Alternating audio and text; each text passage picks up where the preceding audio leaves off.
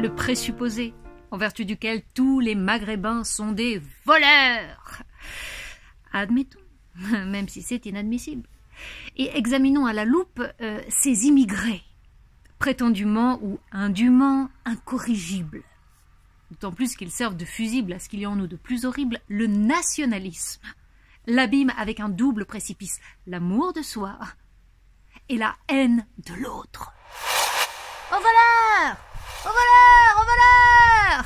Il nous a laissé la pendule et il a embarqué l'heure! Ou il a laissé l'heure, il a embarqué la pendule! La tête de mule! Il n'est pas question de le laisser faire. Il faut l'embarquer, il faut le traduire en justice pour qu'il soit jugé, condamné d'une manière exemplaire. Non pour le corriger, mais pour l'ériger en contre-exemple parfait. Le premier est tunisien, et qui a à peine 16 ans et qui encourt désormais une longue peine pour nous confirmer que notre justice n'est pas laxiste.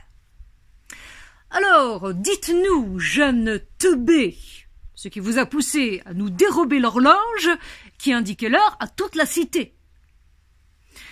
Le Tunisien, réputé malin, justifie son larcin en citant du Proudhon.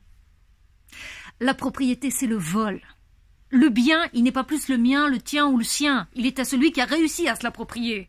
Et voler des voleurs, je suis désolé, moi, mais c'est pas voler.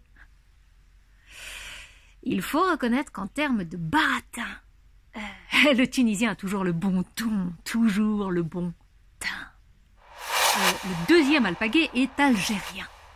Alors il n'est ni majeur ni vacciné, mais il donne l'impression de savoir ce qu'il fait. En droit, on dit que son geste est prémédité. « Monsieur, est-ce que vous parlez bien le français ?» Eh bien, oui, je parle même très bien le français, puisque vous avez pris le temps de me l'apprendre en occupant mon pays. Donc je n'ai rien fait d'autre que reprendre ce que vous m'avez pris.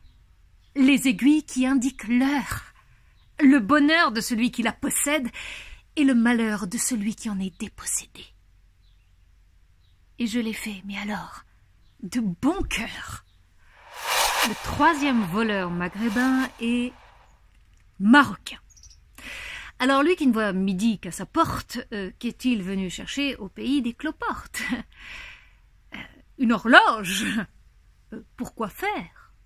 Demande le juge chargé d'instruire son cas de primo-délinquant.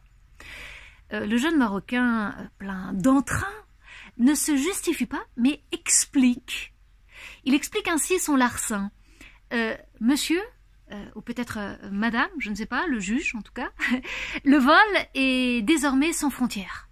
Non pas à cause de la mondialisation, mais grâce à Internet. Et tout bien matériel devient ton bien immatériel.